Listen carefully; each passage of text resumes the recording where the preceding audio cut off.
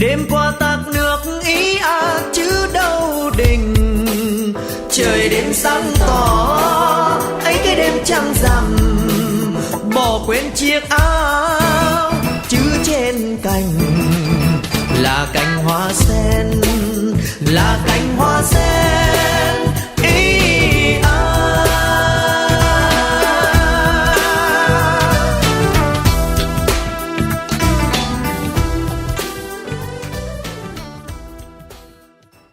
Over half the world's people now live in cities.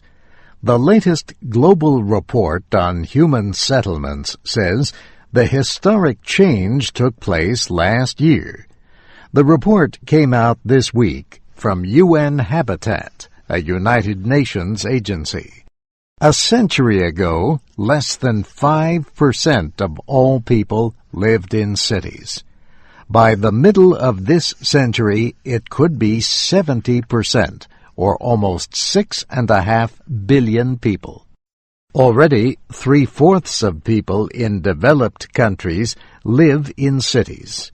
Now, most urban population growth is in the developing world. Urbanization can lead to social and economic progress, but also pressure on cities to provide housing and services. The new report says almost 200,000 people move into cities and towns each day. It says worsening inequalities driven by social divisions and differences in wealth could lead to violence unless cities plan better. Another issue is urban sprawl. This is where cities expand into rural areas, sometimes at a much faster rate than urban population growth. Sprawl is common in the United States. Americans move a lot. In a recent study, Art Hall at the University of Kansas found that people are moving away from the major cities to smaller cities. He sees a trend toward deurbanization across America. But urban economies still provide possibilities that rural areas do not. Sabina Dietrich at the University of Pittsburgh in Pennsylvania is an expert on cities. She notes that urbanization brings social change that can empower women. Women entering the labor force is one big change, and that always goes up with urbanization and certainly will proceed in many countries where urbanization is increasing rapidly. Sabina Dietrich has closely studied Pittsburgh from the loss of its main industry, steel, to its rebirth as a smaller city with different industries. She says the reuse of existing land and spaces and the reinvention of urban life is important if cities are to succeed. Professor Dietrich notes that a city's ability to educate and train its people is important to jobs and new industries, even new industries based on old ideas. Around the world, people leave rural farm jobs to go to the city. Yet now there is growing demand for farm products grown close to the cities where they are used. Urban farming is taking hold in some of the world's biggest cities. Sabina Dietrich says studies show that urban farming is one area where women can earn more than men do. I'm Steve Ember.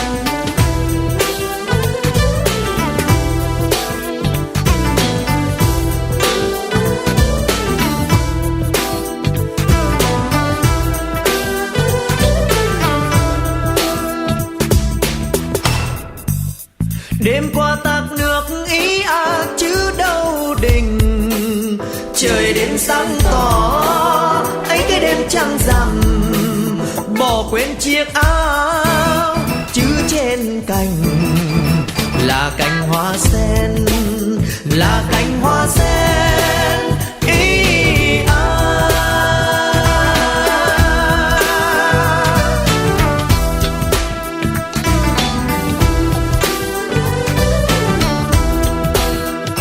Em được thời cho anh xin, hay là em để chứ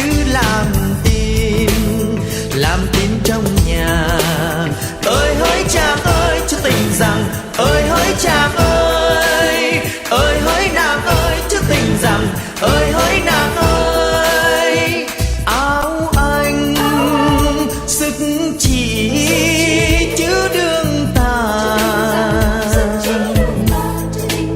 vợ anh chưa có chứ mẹ già chưa khâu, mẹ già chưa khâu.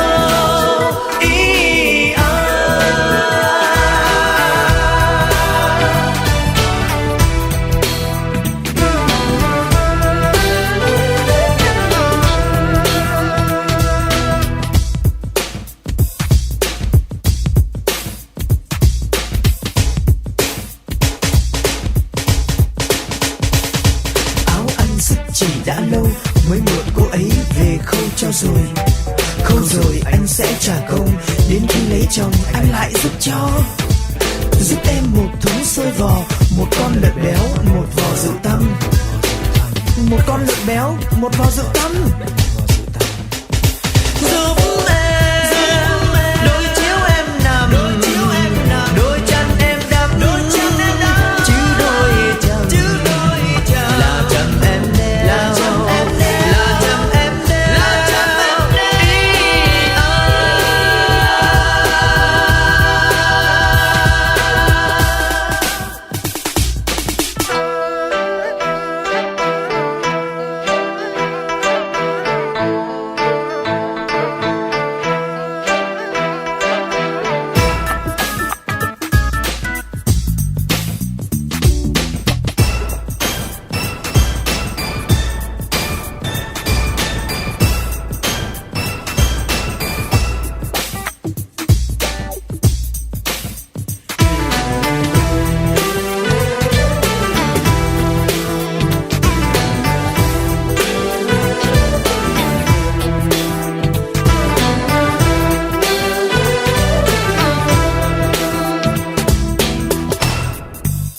Đêm qua tạc nước ý chứ đâu đình, trời đến sáng tỏ ấy cái đêm trăng rằm, bỏ quên chiếc áo chứ trên cành là cành hoa sen, là cành hoa sen.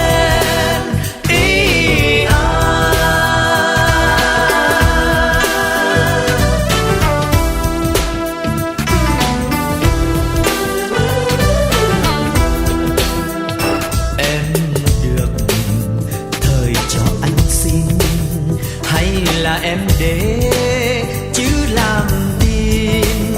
làm tin trong nhà.